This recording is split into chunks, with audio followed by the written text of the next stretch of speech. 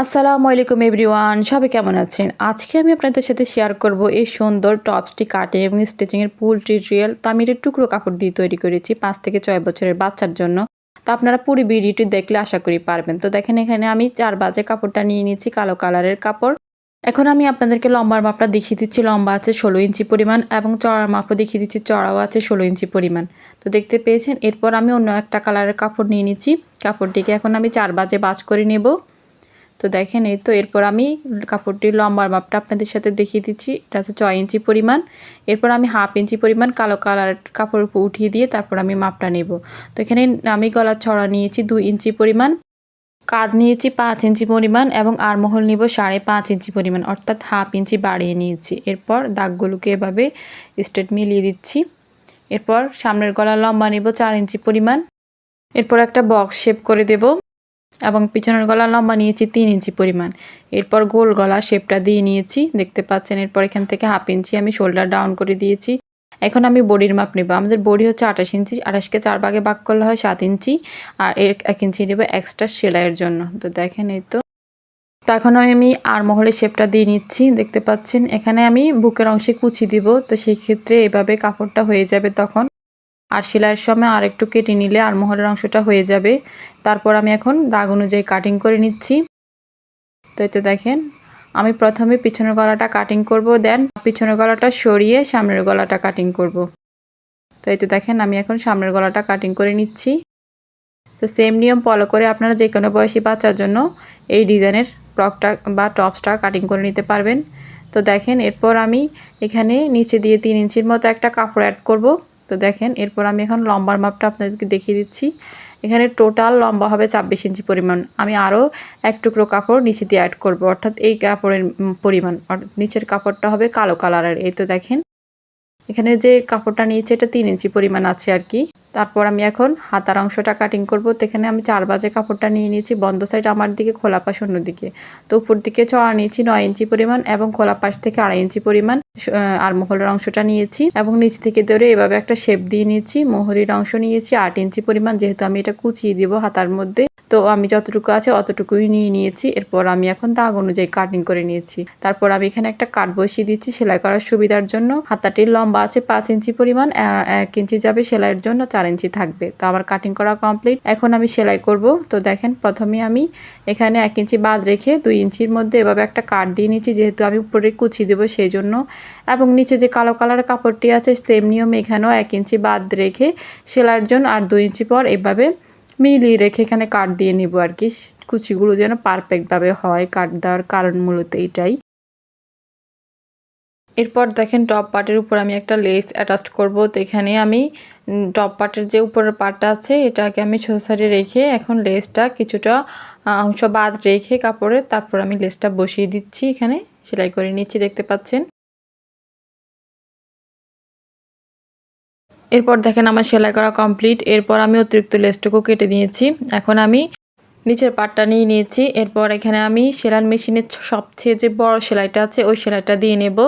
এতে করে আমি কুচিগুলো দিতে পারবো আর কি। এটা হচ্ছে রেডিমেড স্টাইলের যে ফ্রকগুলোতে কুচি দেওয়া ওই নিয়মে আর কি। তো দেখেন, এখান থেকে আমি একটা সুতা এভাবে বের করে রেখে সুতাটা ধরে আস্তে আস্তে টান দিলে এখানে কুচিগুলো ক্রিয়েট হয়ে যাবে। তো দেখেন, এরপর আমি উপরের পার্টের সাথে এটা অ্যাটাচ করব। তো কাটটা যে দিয়েছি ওই কাট বরাবর রেখে কুচিগুলো আমি ঠিকঠাক করে নেব। তো দেখতে পেয়েছেন।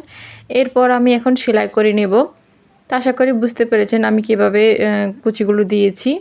এরপর এখন আমি সুন্দরভাবে এটাকে সেলাই করে নেব আর কি।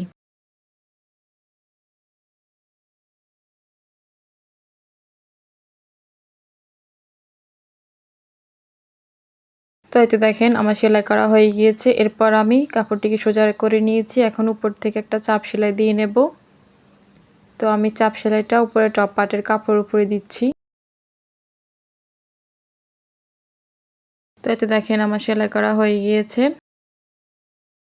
এরপর আমি নিচের ঘেরের অংশটা সেলাই করব। তো এখানে আমি অন্য কালারের কাপড়টা এভাবে অ্যাটাচ করে নিচ্ছি। তো এখানে যে আমার কাপড়টা সোজা সাইডে আছে এবং অন্য কালার যে কাপড়টা আছে ওটা আমি উল্টো সাইডে রেখে তারপর আমি এখন সেলাই করে নিচ্ছি।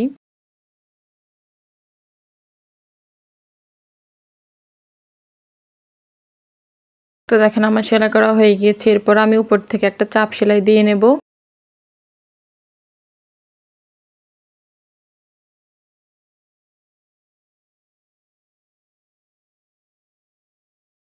তো দেখেন আমার সেলাইটা করা হয়ে গিয়েছে।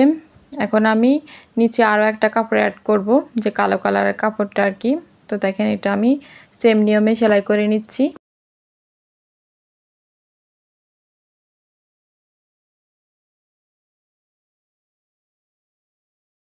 তো এতে দেখেন আমার সেলাই করা হয়ে গিয়েছে। এখন আমি এখানেও একটা উপর থেকে চাপ সেলাই দিয়ে নেব।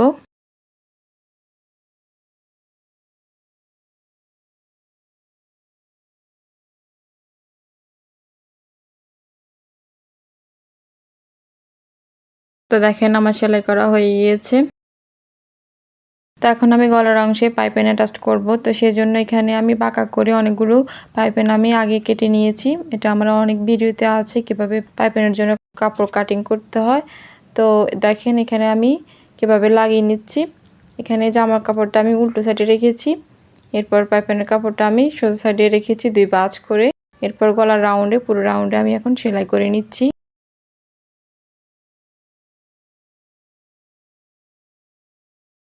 তো দেখেন আমার সেলাই করা কমপ্লিট। এখন আমি অতিরিক্ত কাপড়টুকু কেটে নিচ্ছি, এরপর ছোট ছোট কাট বসিয়ে দিচ্ছি যাতে করে সহজে কাপড়টি উল্টিয়ে নেওয়া যায়। তো দেখেন এরপর আমি এটা সোজা সাইডে টার্ন করব।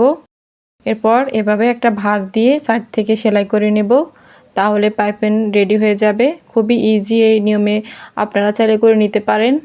দেখতে পাচ্ছেন খুব সহজে এভাবে সাইড থেকে দাঁড় ঘেঁষে আর কি আমি এখন সেলাই করে নিচ্ছি পুরো রাউন্ডে। তো একই নিয়মে আমি পিছনের গলাটাও সেলাই করে নেব অফ ক্যামেরায়। তো দেখেন এই তো সেম নিয়মে আমি এখন পিছনের পার্টটাও দেখিয়ে দিচ্ছি। আমি সেলাই করে নিয়েছি। এখন আমি সামনের যে পার্টটা আছে এটাকে আমি সোজা সাইডে রেখেছি, এবার উপরের যে পার্টটা আছে ওটাকে আমি উল্টো সাইডে রেখেছি। রেখে এখন আমি কাঁধের অংশটা জয়েন করে নিচ্ছি। তো প্রথমে ব্যাক স্টিচ দিয়ে নিয়েছি, একটা সেলাই দিয়ে নিচ্ছি, দেন ডাবল সেলাইটা দিয়ে নিচ্ছি আর কি। এটা অবশ্যই দিয়ে নিতে হবে। সেম নিয়মে আমি অপর কাটটাও সেলাই করে নিচ্ছি অফ ক্যামেরা। এই তো দেখেন এরপর আমি হাতার অংশটা সেলাই করব। তো আমি এখানে একটা পার্ট নিয়ে নিচ্ছি, হাতার মোহরির অংশটা সেলাই করে নিচ্ছি প্রথমে। এখানে চিকন করে আমি 2 বার করে ভাঁজ দিয়ে আমি সাইড থেকে এখন আমি সেলাই করে নিচ্ছি। তো দেখতে পাচ্ছেন এই তো একই নিয়মে আমি অপর হাতাটাও সেলাই করে নেব অফ ক্যামেরায়। তো দেখেন সেম নিয়মে আমি এখন এই হাতাটাও সেলাই করে নিয়েছি।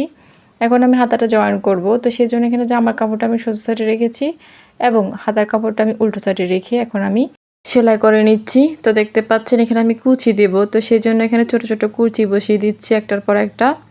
এই দিক থেকে কুচি বসিয়ে তারপর আমি সেলাই করে নেব। তো দেখতে পাচ্ছেন আমি মাঝখান থেকে কুচিগুলো দেব আর কি, যাতে করে 2 সাইডে সমান থাকে। তো কিছুটা অংশ কুচি দিয়ে দেন আর কুচি দেব না আর কি, এভাবে সেলাই করে নেব। মাঝখান দিয়ে শুধুমাত্র কুচিটা হবে আর কি। তো দেখতে পাচ্ছেন এই তো এইভাবে কুচি দিলে দেখতে কিন্তু অনেক বেশি সুন্দর দেখায়। আপনারা চাইলে ট্রাই করতে পারেন। তো দেখেন এরপর আমি ওই পাশ থেকেও এভাবে সেলাই করে নিচ্ছি। দেখতে পাচ্ছেন আমি কিভাবে সেলাইটা করছি। এখান থেকে এখন আমি কুচিগুলো দেব একটার পর একটা, ছোট ছোট করে কুচিগুলো দিব। একদম ছোট ছোট করে দিচ্ছি, যেহেতু কাপড়ের পরিমাণ কম সেই ক্ষেত্রে ছোট ছোট কুচিগুলো দিচ্ছি আর কি। এরপর আমি ডাবল সেলাই করে নেব আর কি।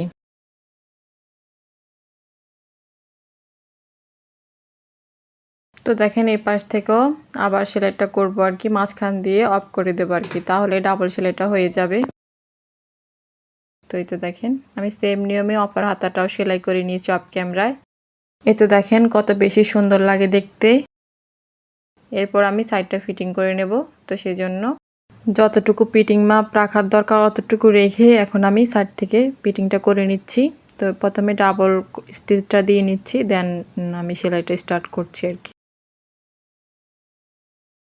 তো আমার সেলাইটা করা হয়ে গিয়েছে, এখন আমি ডাবল সেলাইটা করে নেব। তো আমি স্টেপ বাই স্টেপ আপনাদেরকে খুব ভালোভাবে বুঝিয়ে দিয়েছি। আপনারা যদি ধৈর্য সহকারে দেখেন আশা করি ইনশাল্লাহ পারবেন। তো আজকের ভিডিওটি যদি আপনাদের ভালো লাগে যায় তাহলে অবশ্যই একটা লাইক দিতে ভুলবেন না। তো আমি সেম নিয়মে অপর পাশটাও সেলাই করে নিয়েছি অফ ক্যামেরায়। তো দেখেন এরপর আমি গিয়ে অংশটা সেলাই করব। তো সেই জন্য এখানে 2 বার করে বাস করে সেলাই করে নিলেই হয়ে যাবে। তো এরকম নিত্য নতুন ভিডিও পেতে হলে অবশ্যই আমার চ্যানেলের সাথেই থাকতে হবে। আজকের মতো এই পর্যন্ত, দেখা হবে নেক্সট কোনো ভিডিওতে ইনশাল্লাহ। আল্লাহ হাফেজ।